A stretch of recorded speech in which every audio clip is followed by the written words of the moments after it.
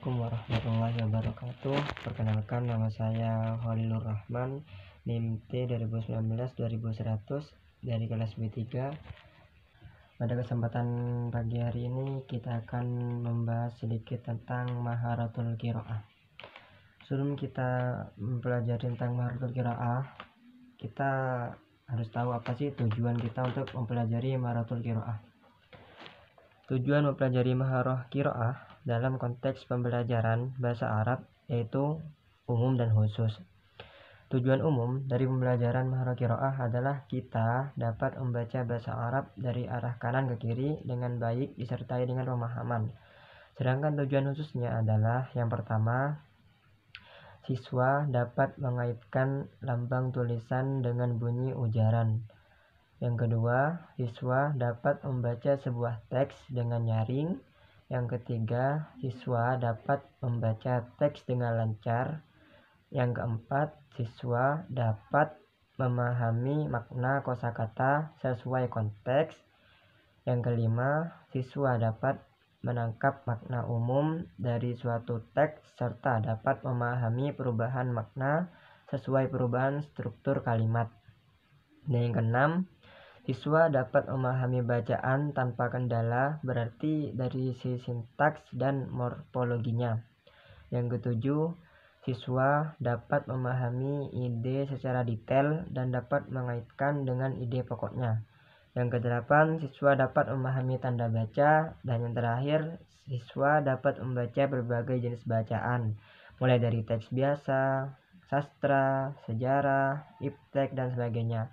Dapat juga menyimpulkan, menganalisa, dan mengkritisi maknanya serta dapat menghubungkan apa yang ia baca dengan kebudayaan Arab. Sekarang adalah pengertian Maharah Qiraah. Maharah sendiri adalah keterampilan, sedangkan Qiraah berasal dari kata qara'a yaqra'u qira'atan yang artinya membaca. Secara bahasa, kata qiraah berasal dari ayat pertama dari wahyu Allah yaitu Iqra, yang merupakan fi'il amar yang mengandung arti perintah untuk membaca. Secara istilah, Maharah qiraah adalah kemampuan mengenali dan memahami isi sesuatu yang ditulis dengan mencernanya di dalam hati.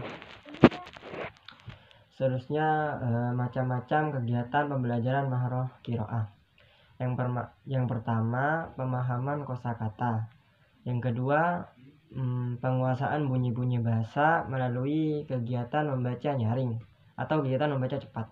Yang ketiga, pemahaman dan analisis topik atau teks melalui dramatisasi topik dengan percakapan bebas. Dan yang keempat, latihan menulis berdasarkan isi bacaan. Yang kelima, penguasaan struktur atau tata bahasa yang terdapat dalam teks. Yang selanjutnya adalah jenis-jenis Maharah Qiraah. Yang pertama, membaca dengan hati. Yang kedua, membaca dengan nyaring. Yang ketiga, membaca dengan cepat. Yang keempat, membaca analisis atau qiraatut tahliliyah. Yang terakhir adalah membaca rekreatif atau qiraatul istimtaiyah. Dan yang terakhir adalah strategi pembelajaran Maharah Qiraah. Strategi pembelajaran Maharah Qiraah ada 3 tingkatan. Yang pertama, tingkat pemula. Dan yang kedua, tingkat menengah. Dan yang terakhir, tingkat lanjut. Yang pertama, tingkat pemula. Yang pertama, tingkat pemula yaitu mengenali lambang-lambang bunyi. Yang kedua, mengenali kata dan kalimat.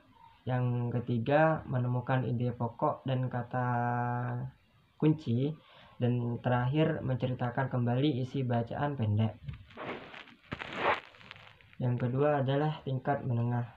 Strategi yang digunakan untuk tingkat menengah, yang pertama, menemukan ide pokok dan ide penunjang.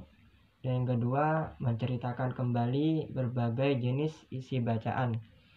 Dan tingkat yang terakhir adalah tingkat lanjut. Adapun strategi pembelajaran di tingkat lanjut juga ada 2. Yang pertama, menafsirkan isi bacaan, dan terakhir adalah membuat intisari bacaan. Mungkin itu saja yang bisa saya sampaikan mengenai sedikit tentang maharatul qiraah. Lebihnya saya mohon maaf. Wassalamualaikum warahmatullahi wabarakatuh.